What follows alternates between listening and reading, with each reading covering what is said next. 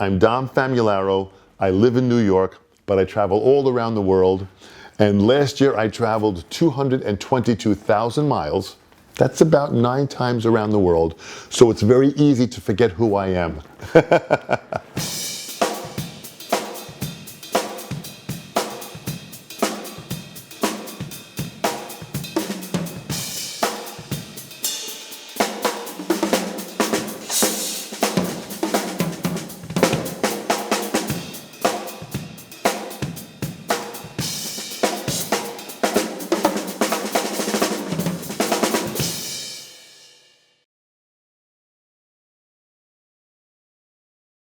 I live on Long Island, and Long Island is about, now where I live, it's about 1 hour out of New York City.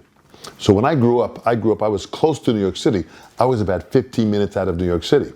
So I was very close to New York City, and in New York City, in the 1960s and 70s, all of the greatest drummers in the world were playing there at the time, and they still play there. And at that time it was Buddy Rich and Louis Bellston and Max Roach and Tony Williams and Roy Haynes and Art Blakey and Ed Thigpen and Elvin Jones. All the greatest drummers in the world were playing in New York.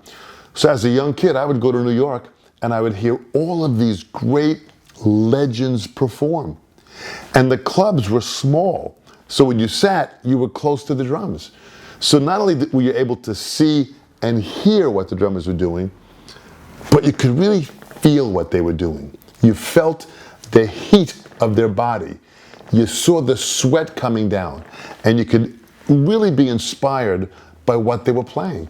So all these great legendary drummers, Mel Lewis, Sonny Payne, Papa Joe Jones, Philly Joe Jones, all these guys, I would go to see it. So that was the first incredible understanding of inspiration that I just said, these guys are such great artists. That's what I want to do. My first love is to perform. I love performing. And at 17 years old, I had many drummers that would come to me at my performances and ask me, boy, Dom, I like your left hand. What are you doing with your left hand? Boy, Dom, you have some good independence. What are you doing with that? So I began to explain to them about how to be able to play with more comfort, more independence, more technique. And as I began to do that, it was fun to see the students learn. When they learned, that inspired me equally to performing. So I said, wow, gosh, I love performing, but now I love teaching. So I started teaching, I continued performing, then I started playing different drumming clinics. I started getting calls from different music stores and different schools and universities to come by and play for them, and I started doing clinics. So as I started doing these clinics, then many manufacturers saw me doing these clinics and said, gee, Dom, what you're doing is really very good. We'd like you to do the clinics for us. So then I got involved with manufacturers, and then they began to book my clinics worldwide. So next thing I know, I was performing and writing books and teaching and doing clinics, and then the clinics opened up to the world.